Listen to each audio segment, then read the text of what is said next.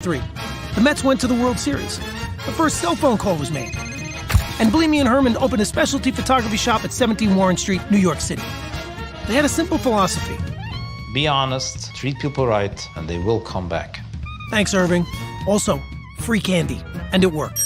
Over the next 20 years, we expanded and moved to West 17th Street, then 34th Street and 9th Avenue, and added more products. Lighting, binoculars, telescopes, audio, video, tripods, computers, printers, mobile, televisions, projectors, drones, and even more free candy. Now it's 3 stories and over 400,000 products and over 1,000 employees. We take millions of orders online and ship to 179 countries and counting. You can talk to us in person, on the phone, B&H, how can I help you? or online. Check out our checkout baskets. Also check out our checkout numbers. Also check out the flare on Marae's vest. And everyone's favorite part, our conveyor belt. The benefit of the conveyor belt is you don't have to worry about the product or schlep it around anymore until checkout. Nice. These are the owners. They still come to work every day. They're around here somewhere. Anyway, this is Jeanette. Oh, sorry, she's busy. This is our warehouse. This is Yakov and Levy fighting over lighting kits. B&H is not a chain. B&H is open every day, except Saturdays, of course. Now you know almost the whole story. We are B&H.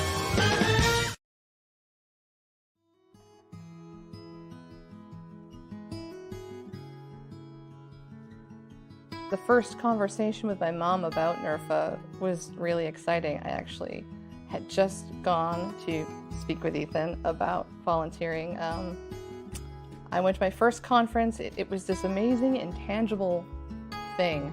Everyone talked about, are you going to NERFA? Are you going to be part of NERFA? And I had always wanted to go and just never mustered. So I decided, all right, they have a scholarship. I'm going to apply. What's the worst that can happen? And my anxiety said the worst that can happen is they'll say yes, and then you'll be on camera in front of all these very talented people. That's okay. That's okay. I was really driven, and my mom was always a big supporter of that. She was at every show, every gig, every blues jam. I mean, you name it, she was there. She was such a supporter of what I did and what my brother did. I had coffee, talked about volunteering, realized how really big of a job this felt like. And I'm looking at her and we're sitting at dinner and she's like, so this sounds like something that you need to do. And then her next question was, how can I help? She wanted to be involved from day one. Maybe she wouldn't have shown up, but I guarantee you she would have been the first one with digital tickets so she could watch from home. You know, she would have been telling me what I should bring with me when I go and wanting to tell everyone she possibly could about it. She's the kind of person who she would say, what do you need? And then she would just take care of it, and there would be no more speaking of it. I know with this fundraiser, she's smiling right now. She is looking down on us and saying, hey, I might not be there, but I can still help. And I know that when all these showcase artists take the stage, she'll be right there with a big smile on her face. And I think that's why it's so important to donate. She would want you to.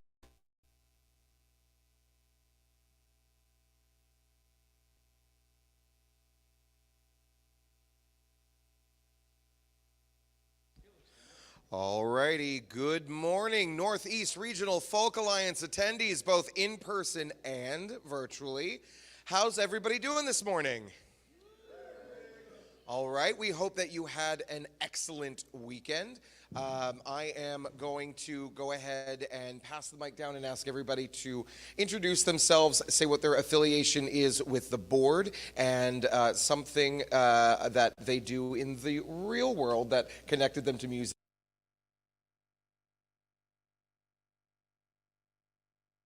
Executive Director of the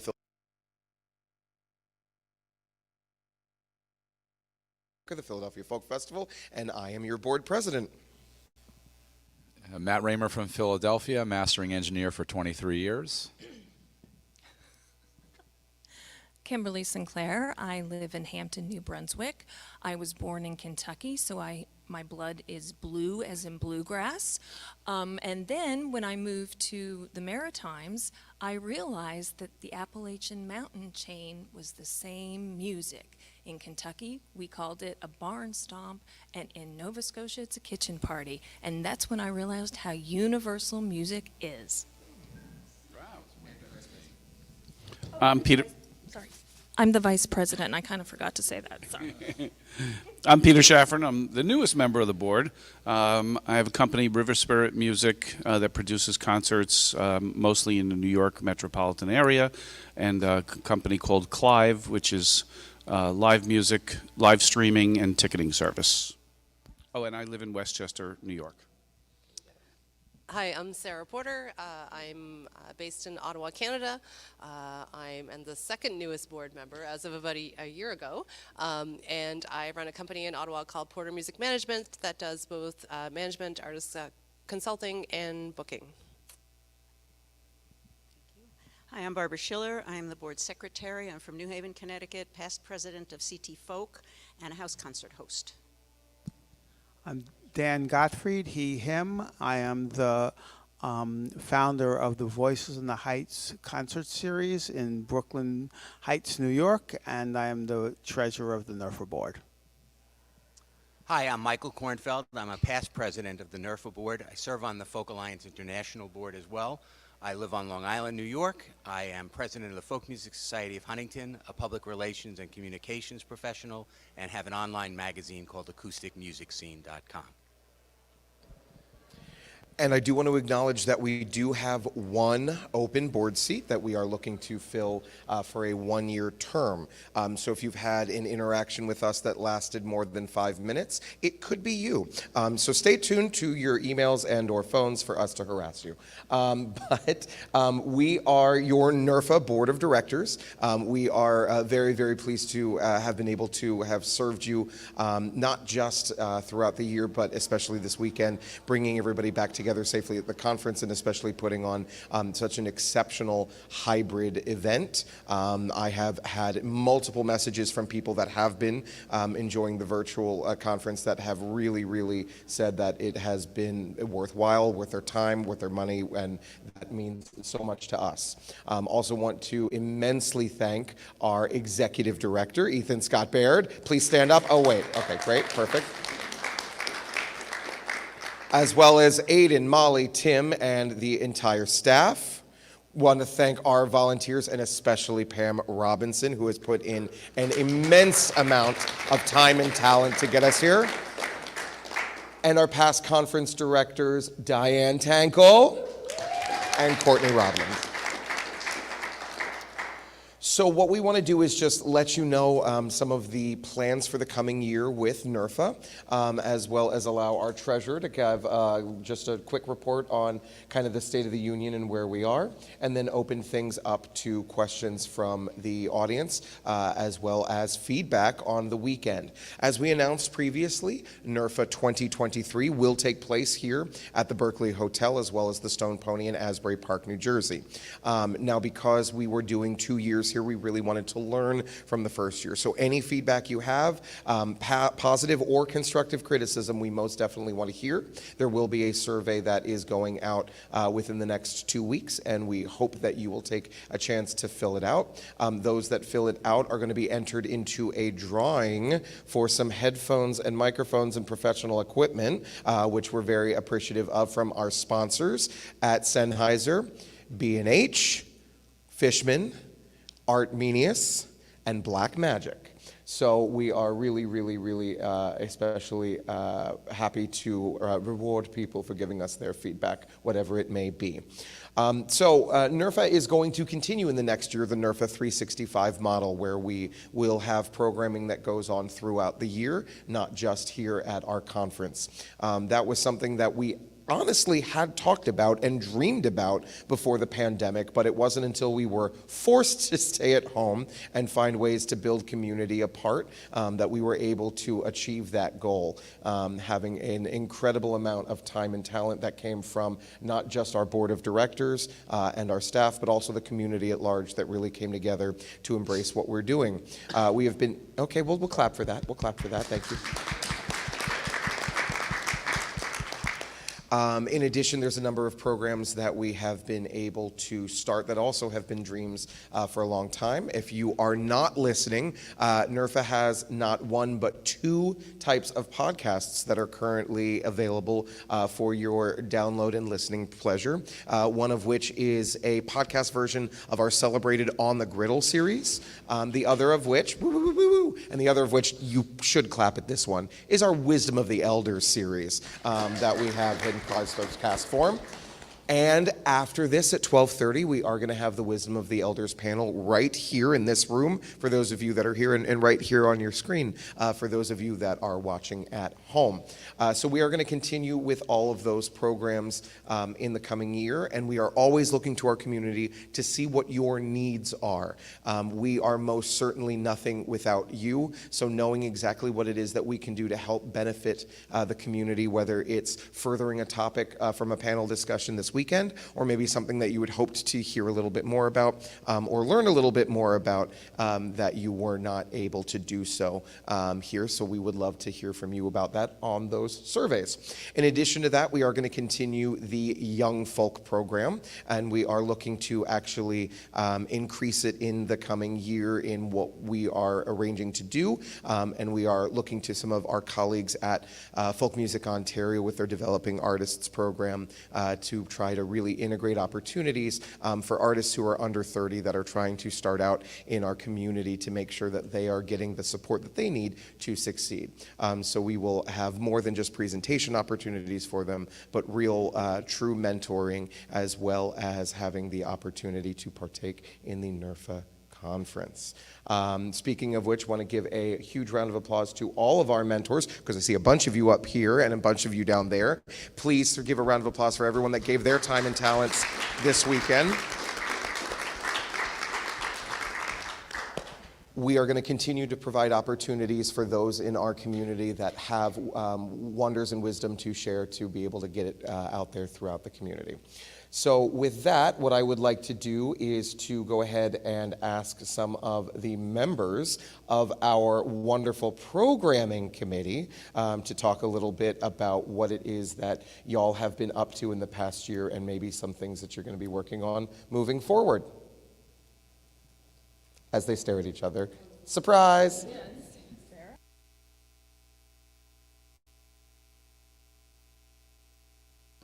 I wasn't prepared for that question. Ethan, can you help me out here? I'm new to the programming committee. Yeah. Okay, I just didn't want to be talking too much. I'm a quiet, shy kind of guy. So many of you maybe don't realize this, but to make this conference happen, we meet an average of 6 hours every week throughout the year to discuss the infrastructure and logistics issues of the conference, to discuss the programming, to make plans, to look at the kinds of things that people in the community might want, and to make this all happen. And a lot of that is people who are volunteers or underpaid staff, or people who just have been recruited because they're really good at finding great people to serve on panels and things like that. And this year was especially challenging, as I'm sure many of you have realized from being here, because we're in a new space. And in a new space, you kind of know what you want to do, but you don't know exactly how it's going to all work out. So this whole conference has been a learning experience for all of us as we go through kind of the things that people are encountering that are obstacles to getting to do what they want to do, that are making it work really well. We're just learning the whole time. And I just want to point out, because we hear a lot of people who kind of look at things and say, why wasn't this better? Why wasn't this way? And the reason is because we just couldn't think of everything. And we want to think of everything. We want your experience when you come here to be one where it's seamless. You come, you enjoy yourself, you go home and get the 30 hours of sleep that you need, and you come back next year because you wouldn't miss it for the world. Thank you, Dan, and thank you, Sarah. Sorry for putting you both on the spot, but not being put on the spot, Ethan Scott Baird, our Executive Director, would you go to the mic and share a little bit about some of the NERFA 365 plans for the coming year? Sure. That's okay. I frankly...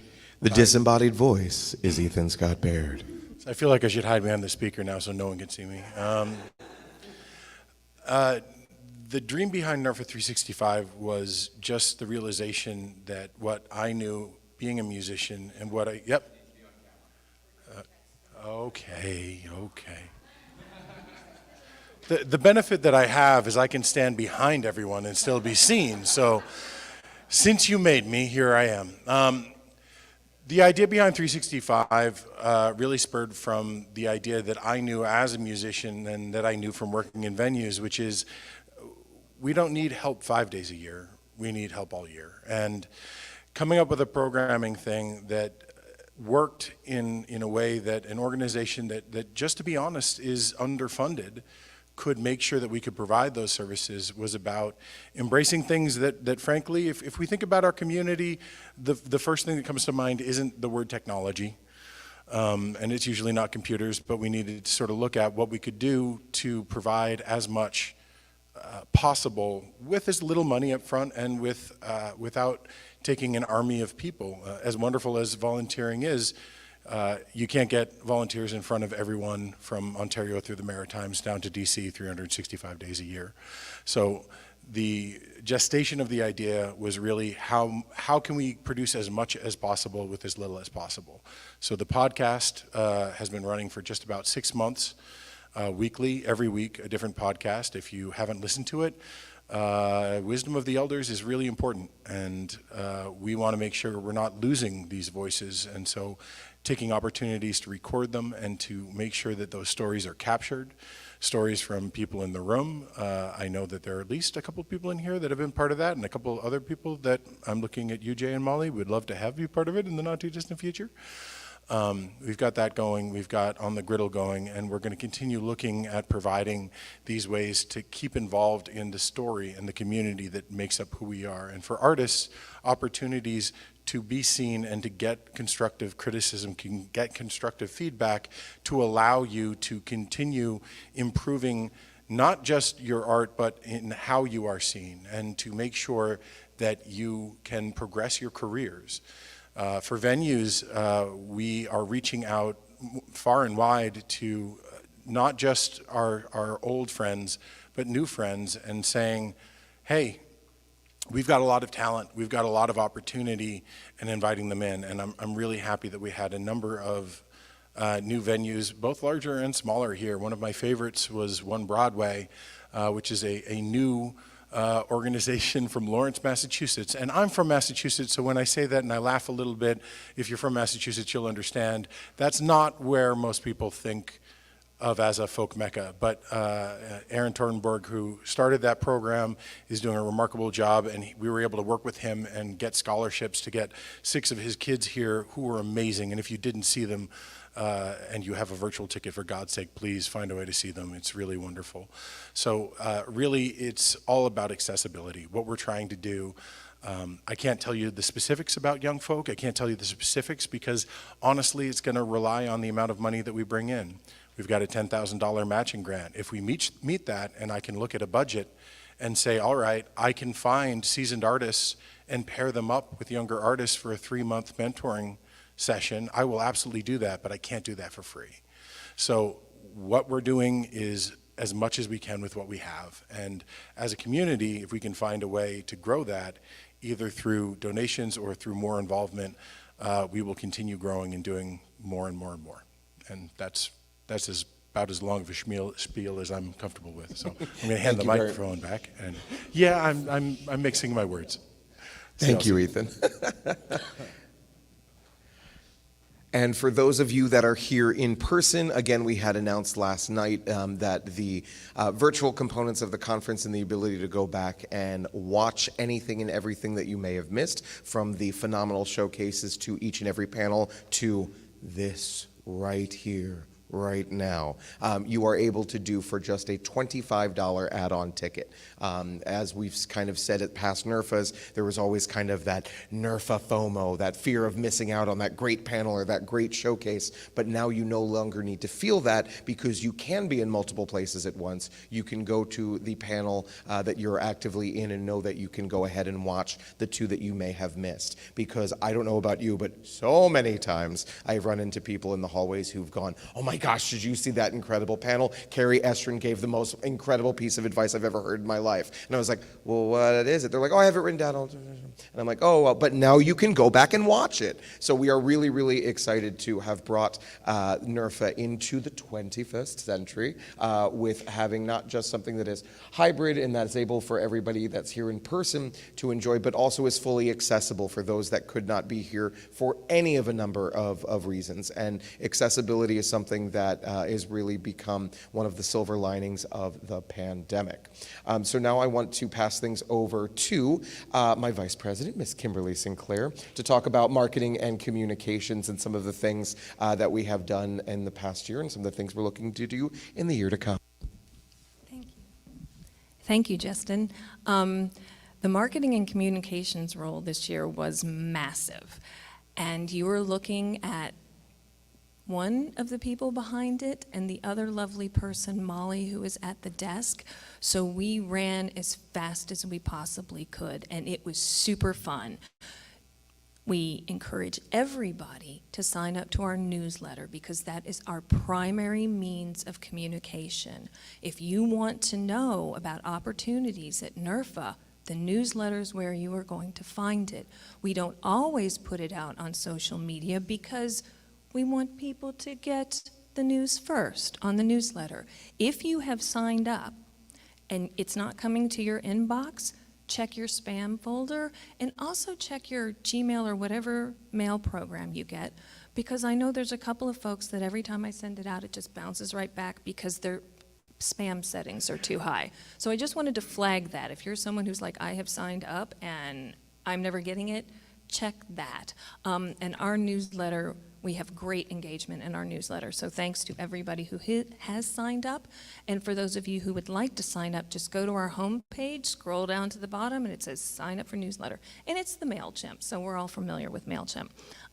Social media, if you have not followed us yet, at NERFA Alliance. If you have pictures you would like to share, please tag us or hashtag NERFA 2022. The images that were coming in that everyone was tagging over the weekend were spectacular. So we're going to put all of those in a folder. Molly and I are going to get our heads together and figure out what we're going to do with them, but trust me when I say it's going to be cool. And there'll be something, a takeaway from it. This morning, we even talked about, wait for it everybody, you guys, we're going to open a TikTok account for NERFA. It's happening. It's happening. We have so much content that we're going to have, she's out there right now posting things.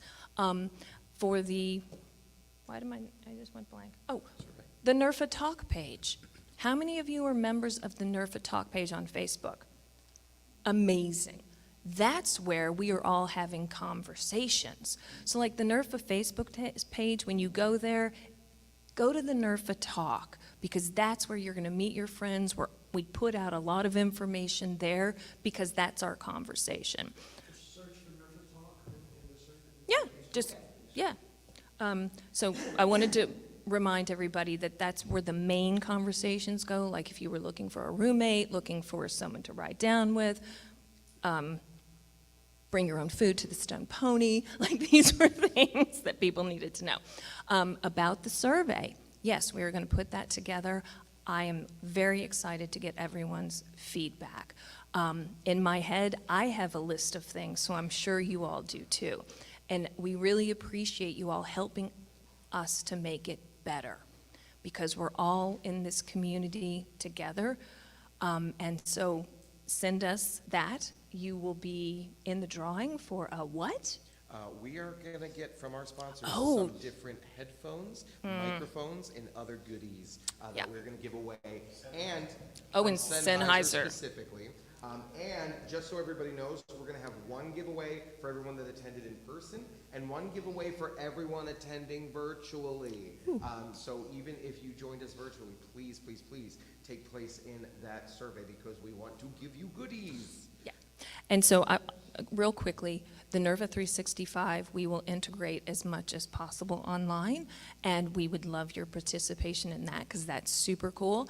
And Molly and I need to have some chats because I think the mentor sessions were so popular that I know Lisa Schwartz sat there from 11 in the morning till 4 in the afternoon, one right after the other. So that seems to me a really good thing. So maybe we take those online. Maybe we set up mentor Zoom sessions. These are just things we're thinking about. So if you all think that's cool, put that in the survey. If you can think of other things that would be helpful to your career and community, send it to me. My inbox is stuffed full, but you can always text me, and I love great ideas. And I think I'm out of things to say now. But thank you all. Join up for the newsletter, and thanks for being here. Oh, sorry. All right, next up, Barbara, would you talk for a moment about the peer session that you've been running all year long and talk a little bit about that and ways that you can get involved? And then after that, we'll hear from our treasurer, Dan Gottfried.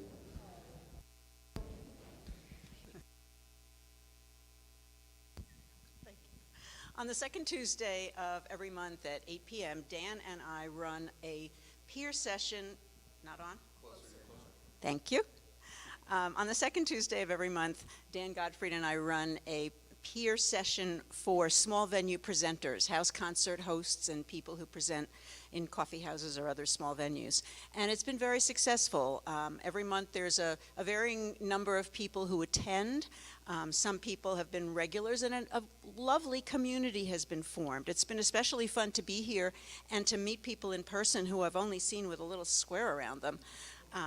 And connecting with people. And you know, in these troubled times, sharing resources have really been important. How to get up and running again. What precautions are you taking or not taking? How are you dealing with audience issues or volunteer issues? So it's just been a nice group. If you would like to join, drop me an email, barbara@nerfa.org, and I will add you to the email invite list, and then you will know how to join us once a month. Thanks. Thank you, Barbara. And we are always open to the interest from our community for other types of peer sessions. Through the pandemic, we did have an artist peer session, and we've had some talk of a festivals peer session, but we need to hear from our community about what would be best and when would be best for you to be able to meet with your fellow NERFites throughout the year. So please do let us know if that's anything that you're interested in. And I'm going to pass it over to our illustrious treasurer, Dan Gottfried. Can we all give this man a round of applause, because this is, without question, one of the hardest working people that I have ever met, and in addition to that, has completely turned around the way that NERFA has been looking at its finances and setting us up for a success in ways that we've never dreamed of. And I think we all need to acknowledge that. So thank you, Dan, and go ahead. Okay, now I'm thoroughly embarrassed. Thank you. I want to take us on a little trip into the weeds, but before I do, let me talk about some of the issues of nonprofits and accounting. It is typical of nonprofit organizations, especially those that for years and years and years counted on a founder who is as skilled as Diane is to keep track of everything. And then you go through this transition when your founder is finally ready to see other people in those roles. You go through this transition where you're trying to move to a group of people managing what really one person made sure got done in the past. And this is a significant challenge for all nonprofits, and it's what NERFA has been kind of coping with over the last few years. And then on top of having to cope with that, we had a pandemic. So not only were we trying to make the kinds of transitions that you make to address all of these things that just kind of got done in the past, but you're also facing challenges that no one could have been ready for. So here's the trip through the weeds. Basically, we have gone to a system where we're keeping really close track of all of our expenses and all of our income in keeping with generally accepted accounting principles. What this means is that when one of you gives us money, we account for who we got the money from. When we pay out money to someone, we account for what that was for. When we make contracts with people, like we contracted with Tribal Mischief to provide services for us, we do so after a vetting process that the board goes through, where we examine all the different options and we think about, what the cost and is to the organization, what the benefits are, whether we could do it more cheaply, whether that would be better or worse, because cheaply isn't always better, and then we come to a conclusion. And as you do this, you go into some of the professionalization of an organization where you have to evaluate these things at year end and make some decisions about whether or not this was a successful endeavor or whether you need to look at other options. So a lot of what we're doing is the beginnings of that process, but we are engaging in it, and I think it's important for the community to know that. Nothing we've done in terms of deciding how to spend money, deciding, we've made some decisions where we change some things, none of that is done off the cuff, and none of that is done to take care of any particular person in any kind of way. It's all about the organization. I didn't mention before, because it's really boring, that I'm the treasurer of 4 different nonprofits, 2 of which have multi-million-dollar budgets. And I can tell you, all of us have gone through the challenges that NERFA goes through. Every single board I'm on, at some point or another, has had to deal with these kinds of issues and with getting your processes in order. So we're getting there. And here's some of what we know that you need to know. NERFA has not really made money for a very long time. We generally are lucky if we break even, and we usually lose money each year. And that's because, contrary to what many people may think, we don't get money from anywhere but your donations and the money we collect for this conference. That's it. Those are our only sources of income. So we've had to look at how can we deal with that. We've gone and gotten sponsorships. Scott Baird has done a remarkable job of finding people who want to be a part of this community who will help sponsor us, and so we've gotten some money that way. We have a $10,000 matching donation that was made by someone this year that I'll talk about in a minute, and are looking to match that so that we'll raise $20,000 rather than just 10. But basically, that's our source of income. People often think, well, I'm a member of FAI. Doesn't that mean that NERFA gets money? And the answer to that is no.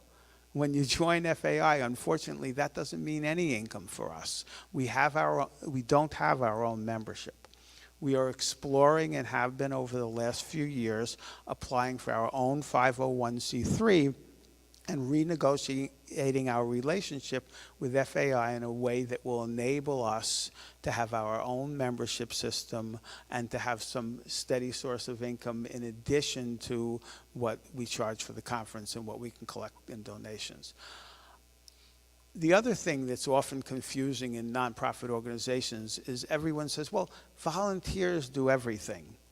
Right? And that'll work for a while, especially if you have a founder like Diane Tankel who's willing to work, 100 hours a week to make everything happen. But when you transition to other people having to lead that, you need to start thinking about hiring staff to do many of those things that were done in the past. You need to start thinking about the cost of volunteers. And here's a dirty little secret in the nonprofit world. Volunteers are not free. Like, just for an example, most of our volunteers this weekend, if not all of them, had their conference registration comped. That's essentially $10,000 in income that we don't take in. So that is a cost to us. When we comp rooms, and we sometimes comp rooms for special guests or honor people we're honoring or those kind of things, that's a cost to us. All of these things end up impacting on the bottom line for us. And as I said, NERFA generally does not make money. We did have some years where we did, but the interesting thing about that is and this is a little accounting trick, it depends upon what you count as income for one year and what you count as income for another. We used to have a fiscal year that ran from July 1st to June 30th. Guess what? We had income from the conference from one year and the income from the conference in another year coming in a way that made it look like we had a lot more income in some years and a lot less income in other years than we actually had, if you're thinking of it as a calendar year where we do one conference.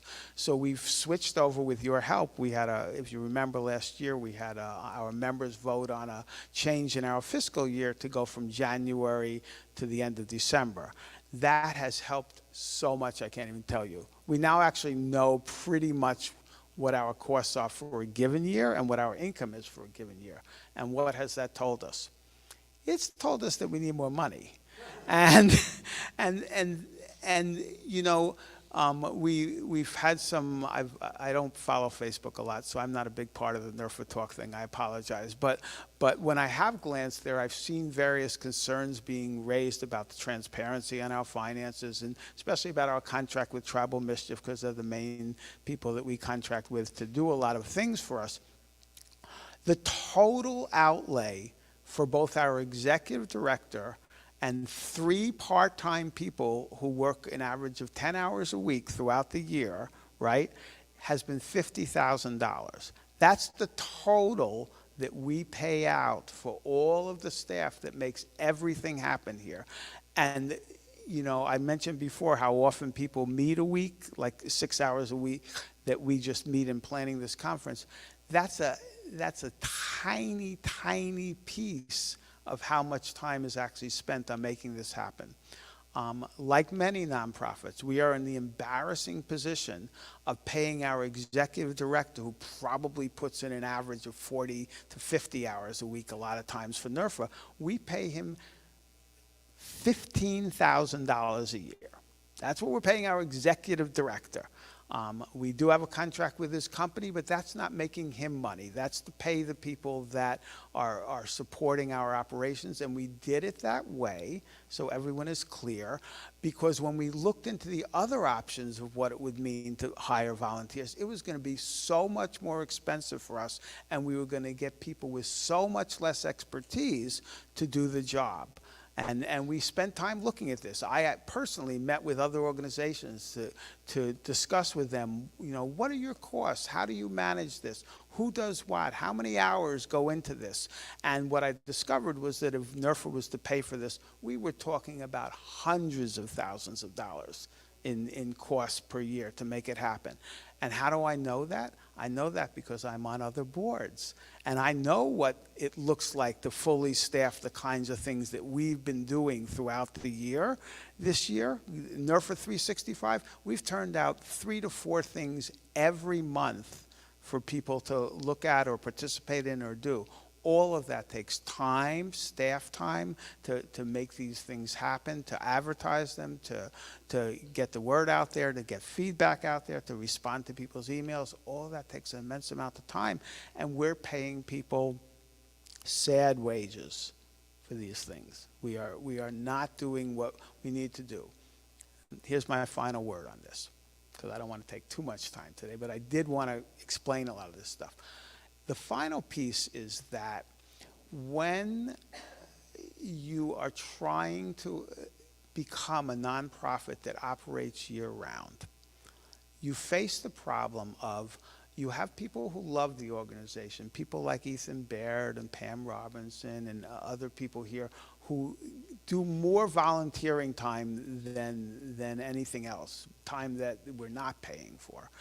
And as you think about the future of your organization, you cannot count on that as a way to operate. That is not the way you're going to have a business in the future. You have to start thinking about, what does this actually cost to have happen, so that 30 years from now, when all of us are older and grayer, hopefully still here, you know, we will still have an organization that is vibrant and can meet everyone's needs. And that means that we have to find a way to start funding some of what we're taking advantage of people's generosity around. We have to. And this is the challenge we're all facing, and we need your help with the challenge. So my final piece on this is we have this $10,000 generous gift that we received, and we want to match it. So when you get home, you'll probably start receiving emails from us, maybe 30 or 40 a day, saying, help, save us, we need money. Give us a little bit of money if you can. We're not trying to ask people to give things we can't. We know we're a community where many people are living on a shoestring, but some of us aren't. And it's really important that the some of us who aren't contribute as much as we can to make the organization go. Because otherwise, I got to tell you the honest truth, I've also seen lots of nonprofits that were vibrant and full of people who loved the community die. It happens. It's a fact of the nonprofit world. It's a fact of doing good work in the world. You all know it. You probably see it around you at various times. So let's keep NERFA going. That's all I ask. Thank you. Thank you very much, Dan. And just so we know, because we ended on a bit of a doom and gloom, that NERFA is alive and well, and with your continued support. And we aren't talking about, please everybody, give that $10,000 to match, but if you have any means whatsoever, please know that that will be doubled. So even if you give us just $1 to say, I had a really wonderful weekend, it really benefited me, I really know that my career or my business or just my love and joy of music was replenished or refreshed even just a little bit, that $1 will magically become $2. I, for one, work in nonprofits as well, don't have a lot of disposable income, but I will be making a donation of $100 that magically becomes $200, and we are going to all together be able to chip away at this incredible matching grant and this opportunity. It is tax deductible, thank you for asking, because artists, you do have to pay taxes sometimes. So this is a great way to write off a little something, something, and also get that warm and fuzzy feeling that you are supporting an organization that you like. It's up here, bud. That's the good stuff. Okay, speaking of, I'm going to go ahead and pass the microphone over to Matt Raymer. Hi, so I mentioned before when we were introducing my musical affiliation, I've been a mastering engineer for 23 years, but I'm also the CEO of More Wealth Management, which is a personal finance firm in Pennsylvania, New York, and Florida. So I just wanted to add a few points to Dan, who, by the way, is an absolute rock star. It's almost laughable how hard he works for NERFA. 3 things. Number 1, the fact that NERFA has not been making money in most years is not a bad thing. And working in the personal financial sector, I think that sometimes that will acquire sort of a negative connotation. We are a nonprofit. We don't make profit ever. When we run cash flow surplus, that's a fantastic opportunity to reinvest in the organization, which ultimately means a reinvestment in our members, our artists, our affiliates, et cetera, et cetera.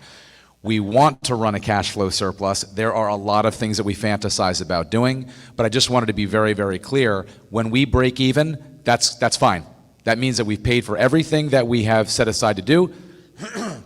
It means that we will continue to persist into the future. So the idea that we are not making money, I just want to kind of clarify that a little bit. We're in very, very healthy shape. In fact, in no small part to Dan, we're probably in the best financial shape we've been in a very long time.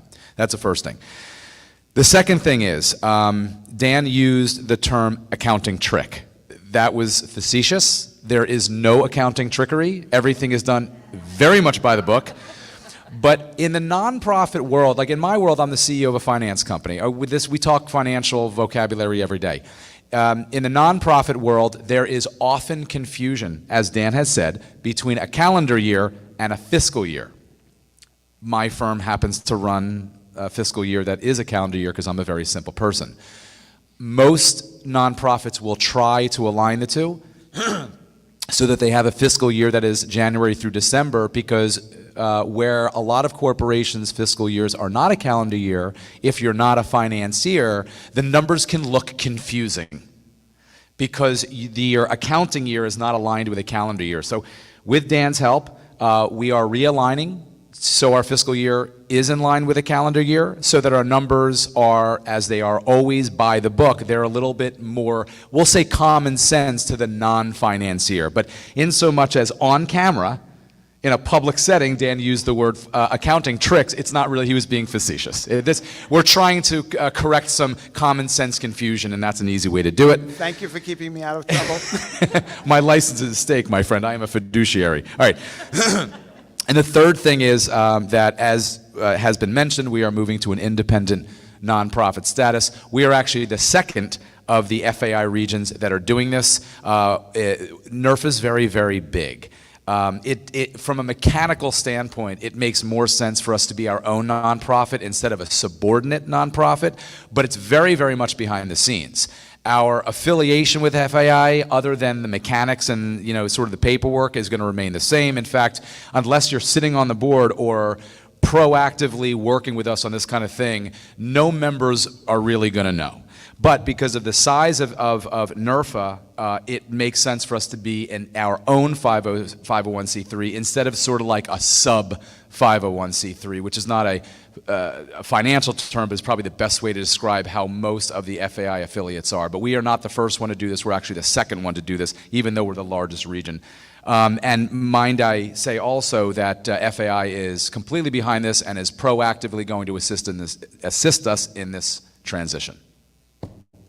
Justin, Thank you. I just want to add one thing that we should have said before. We file a 990 with the IRS every year, which is available to anyone in the public, and we keep it on file as well. So if you're ever curious to just take a look at a given fiscal year that we've had, we file those, and those are available to you, and please take advantage of that, because it explains certain things. For one thing, on the 990, you will see if we have any relationships like we have with Tribal Mischief.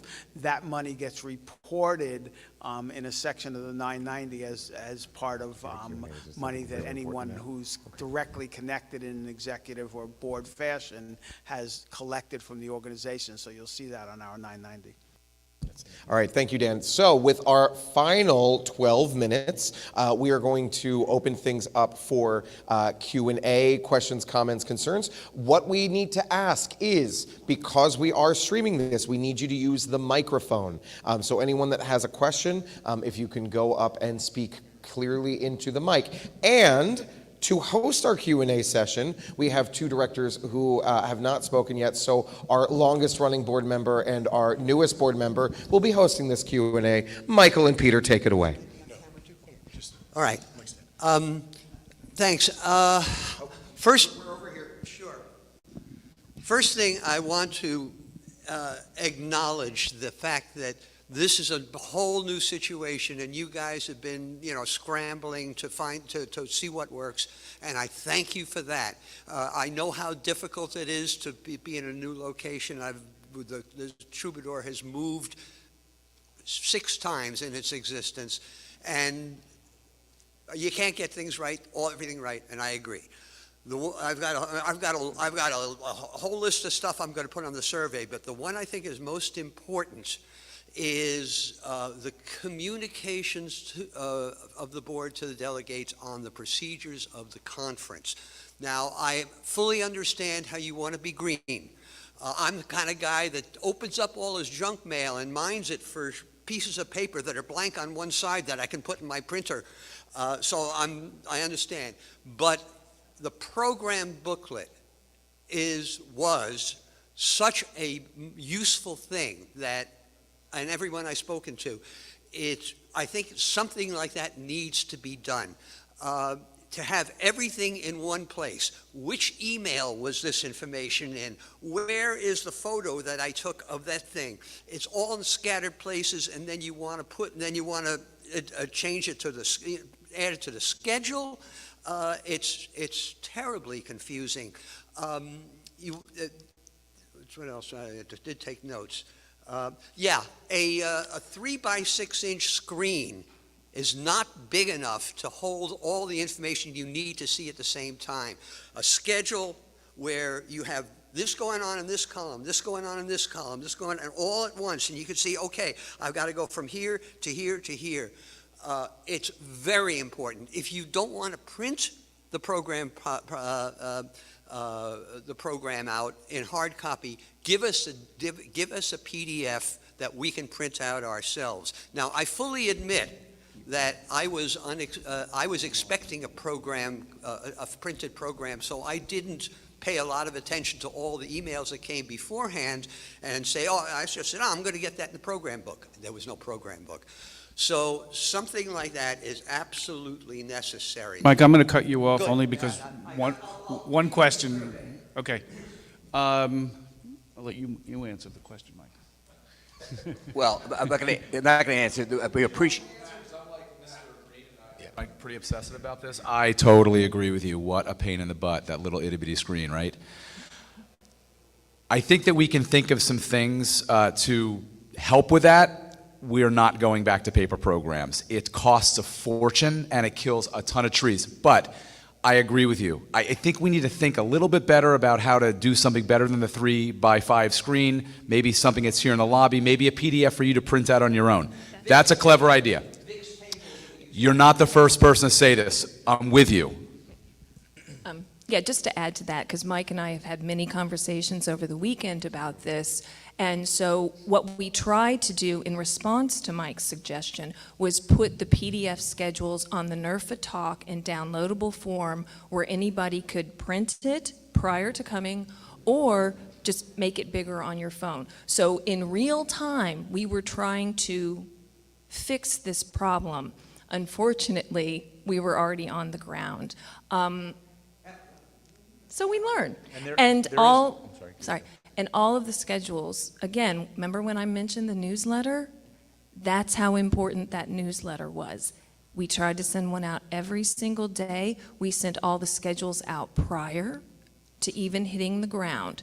So, but I think where we missed in communicating that was saying very clearly, there will not be printed schedules. Please print your own in advance. So obviously this is something that we're working on, but we're keeping it green. So, you know, we're all in this together. So we will come up with the happy medium, I am sure. Any other questions? Yeah.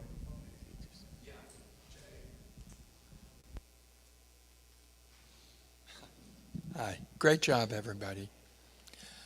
990s are available. How? You can go to GuideStar, which is online, and unfortunately, though, I will tell you that the federal government is actually doing worse than NERFA is doing in the transition from the pandemic, and many 990s are not up to date at this point. So if you want a copy of our 990, write to Dan G, that's Dang, so it's really easy to remember, dang@nerfa.org, and I will send you a link to it or just send it to you as an attachment. Just one quick comment. Things always get better, never perfect, and criticism is the only way you can get better. Okay. Thank you. Any other questions? Any others?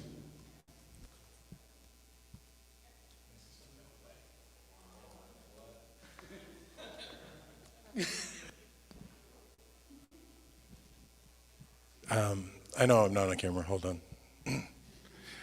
I wanted to acknowledge two people that no one has seen, but have been running everything virtually for the entire week, Kelly Lynn Knott and Matthew Clowney. They have been fantastic and supportive, and there have been numerous community meetings and conversations happening all weekend that they've been having with people and keeping everything going. I'm working on it.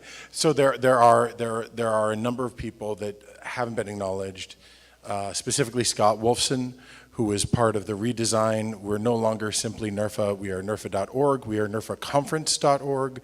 We wanted to separate the two to make it cleaner for you to understand that we are providing services year-round, and the conference is its own entity. Scott Wolfson helped with the websites as well as all of our graphic design, the wonderful logo work. I just wanted to thank him, our volunteer staff. We've really redesigned how we're doing things, and with the help of Pam and a number of new folks, reapproached how we reached out, and we'll keep changing and we'll keep growing. So I wanted to thank those people explicitly. But given that this is the annual general meeting, and the first one since this occurred, I just wanted to specifically remember our friend Joel Pomerantz, who passed away. And yes, no, please. Can I ask a question? Yes, I just want to finish that thought. We lost a lot of people over the pandemic specifically, and as a community, sorry? Gene Shea. Honestly, we could go into it. We would be here for another 20 minutes, and that is an unfortunate truth. And I don't say that with any level of passing them by. But we lost a lot of people, and we will unfortunately continue to lose a lot of people, which is why it is so important that we continue trying to capture the stories, capture the history, and remember what brought us together in the first place. So, for the people that haven't, please go to our podcast, please listen to it, please remember all of these folks, and please be part of that conversation and that continued reinvigoration of our story as we continue to grow. And Jeremy? I was just wondering if somebody wants to be one of those volunteers who donates an inordinate amount of time for free or get into the nitty-gritty, what is the best way to get involved? NERFA.org. It's one of the 4 tabs. We simplified it. It's basically conference, tickets, volunteer, other website. And are board meetings public? Are there more meetings like this if someone wants to be involved in that way? We have been doing quarterly that have been public, and in fact we have at the quarterly digital meetings asked for calls for volunteers and committee members, and we have received one person that showed interest. So if even 2 of you leave here today saying, I would like to donate some of my time, talents, or treasure to NERFA, then being in person again was all worth it. So info@nerfa.org is also a great way to get a hold of us. It goes to a bunch of our inboxes, whether we like it or not, and it's a way for us all to be able to help out and work together to get in front of anything that you need. That goes for whether you want to volunteer, whether you have anything that you specifically would like the board and staff to know, et cetera, et cetera. So before we take off, just wanted to acknowledge some of the next times that you can get together with NERFA in person. We're going to be at Folk Alliance International, February 1st through the 5th in Kansas City, Missouri. We would love for you to be there. If you are a performer, please stay tuned. We are going to be hosting a NERFA private showcase, and we would love to showcase you and your art to show off how ridiculously talented the NERFA region is. We are also going to be going back to Folk Music Ontario a little further out, October of 2023. But as I mentioned last night at the Stone Pony, Folk Music Ontario is open to Americans and anyone that might be interested in touring the incredible province of Ontario, which has an amazing array of folk venues and folk festivals. So if that's something that you're interested in, stay tuned to that as well. Okay, newsletter. Everything's gonna be in the newsletter. You've heard it here third, because if you were in the newsletter, you heard it first. But that being said, NERFA talk second and Kimberly third. That being said, a absolutely resounding thank you to all of my colleagues up here, and an immense thank you to each and every one of you. The reason that we are here, the reason that we put in all of these hours, the reason that we donate our time and talent, and the reason that so many of you are a part of something like this is all about community. When the pandemic struck, we tried to find ways to bring community to you that we had never been able to achieve before. While, as we said, and thank you, Jay, nothing's perfect, but we worked towards it, and we're going to continue to work towards it. So thank you all for bringing this incredible vision to life, because it has been a couple years to get here, and we are so, so, so proud of what we were able to achieve, and we never could have done it without each and every one of you. So on behalf of the entire board of directors, can I get a motion to adjourn? Moved by Peter, seconded by Michael Kornfeld. Thank you, everyone. Stick around. Wisdom of the Elders coming up next.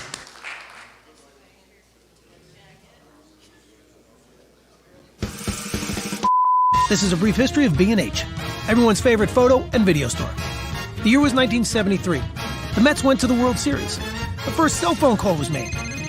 And Bleamy and Herman opened a specialty photography shop at 17 Warren Street, New York City. They had a simple philosophy. Be honest, treat people right, and they will come back. Thanks, Irving. Also, free candy. And it worked. Over the next 20 years, we expanded and moved to West 17th Street, then 34th Street and 9th Avenue, and added more products. Lighting, binoculars, telescopes, audio, video, tripods, computers, printers, mobile, televisions, projectors, drones, and even more free candy. Now it's 3 stories and over 400,000 products and over 1,000 employees. We take millions of orders online and ship to 179 countries and counting. You can talk to us in person, on the phone, B&H, how can I help you? or online. Check out our checkout baskets. Also check out our checkout numbers. Also check out the flare on Marae's vest. And everyone's favorite part, our conveyor belt. The benefit of the conveyor belt is you don't have to worry about the product or schlep it around anymore until checkout. Nice. These are the owners. They still come to work every day. They're around here somewhere. Anyway, this is Jeanette. Oh, sorry, she's busy. This is our warehouse. This is Yakov and Levy fighting over lighting kits. B&H is not a chain. B&H is open every day, except Saturdays, of course. Now you know almost the whole story. We are B&H.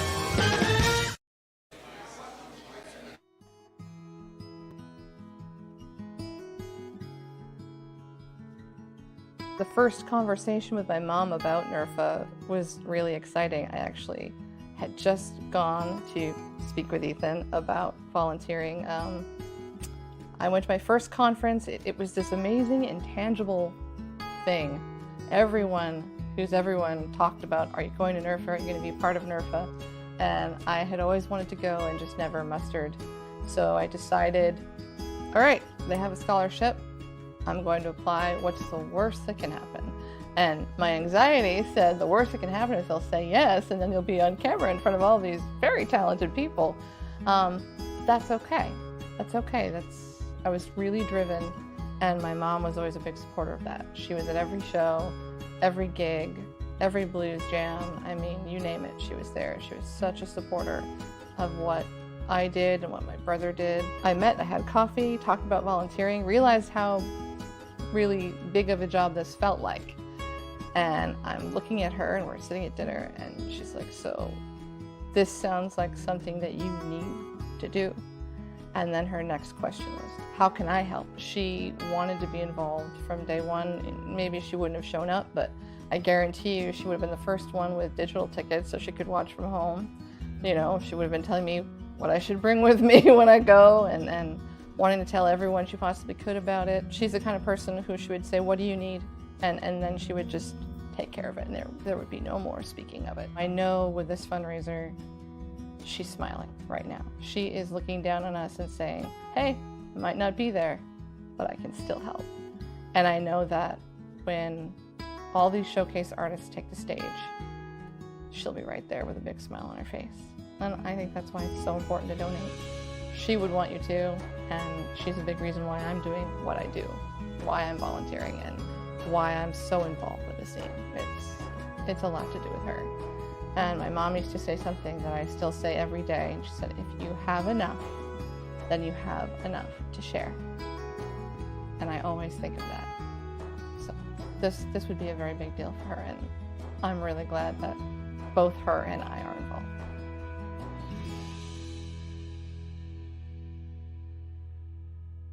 There are so many great things planned for this year.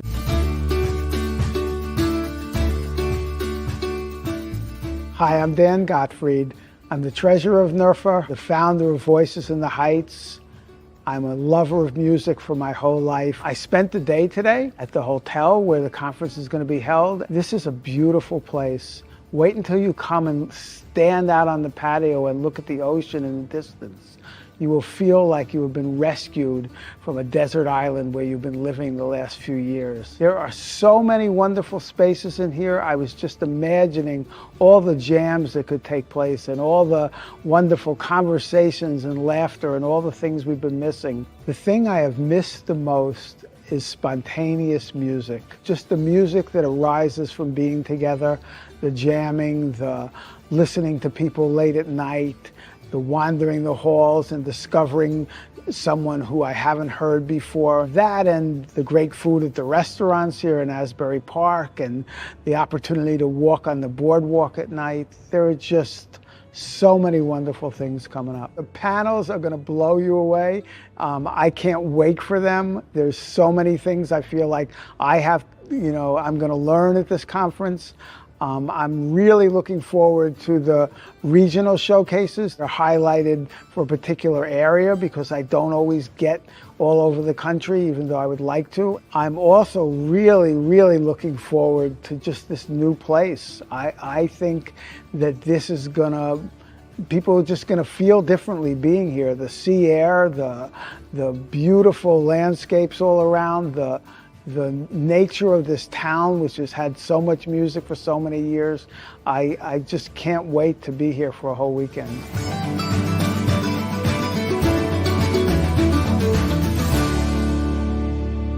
NERFA means beautiful music and the people to go along with it.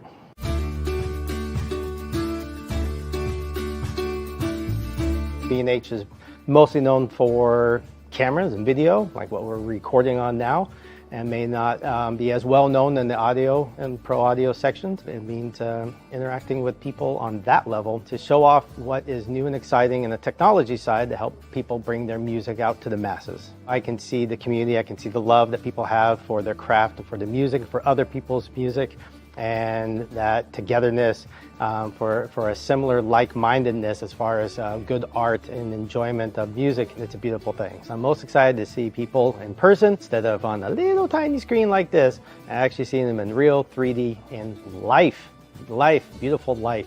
What I want to get from the conference is a better understanding of what the community wants when it comes from the gear side of things. They want microphones, and they want amplifiers, and they want a way to mix, and they want a way to record, and that's fine, but to hear it straight from the folks' mouth is going to be a good thing for me and the company.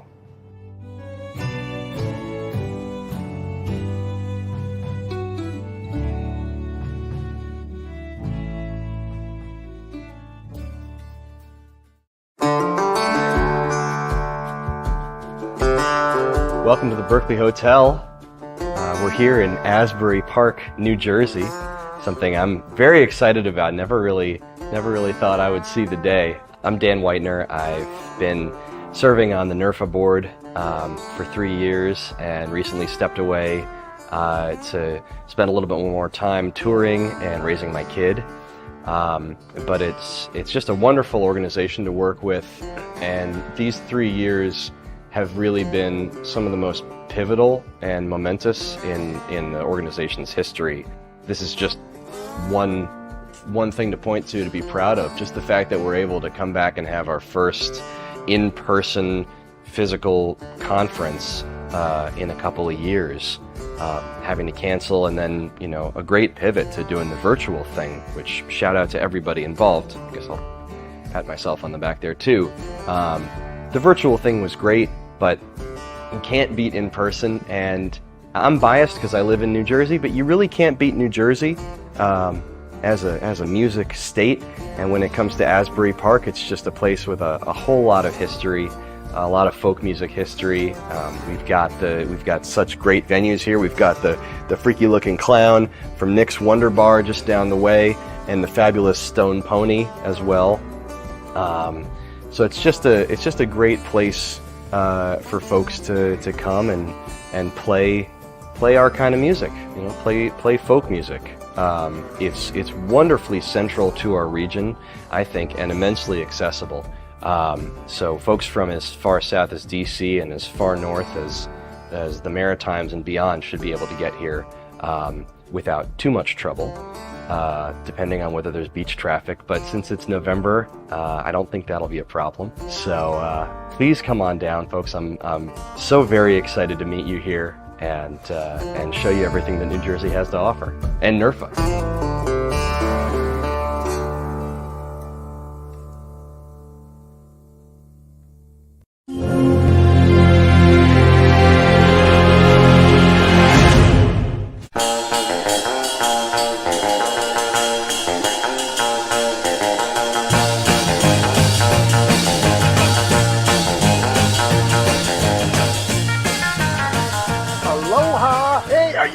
for a beach party? Come on, we're gonna catch some waves together and... You've got the wrong script. This isn't a spot for a summer beach party. You were doing a spot for showcase inside a hotel in Asbury Park in November. Sorry. Wardrobe! Hi, I'm Ron Olesko, Director of Folk Music Notebook, and I'd like to invite you to come inside where it's nice and warm, room 218 in the Berkeley Oceanfront Hotel, where I'll be hosting 3 nights of showcases for Folk Music Notebook. What, you think this Jersey boy would miss a NERFA in Asbury Park? Come on! I'm honored to be able to host 3 nights of private showcases in room 218.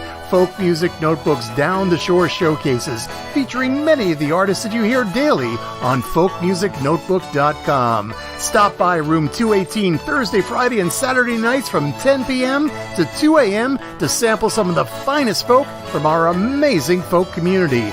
And if you're attending virtually, not to worry, we'll be streaming to you as well. And don't forget, keep tuned in to folkmusicnotebook.com for the finest in folk 24/7.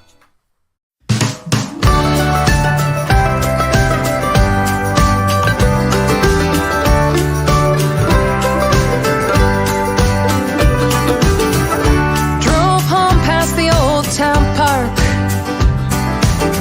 5 miles slow on twisting roads.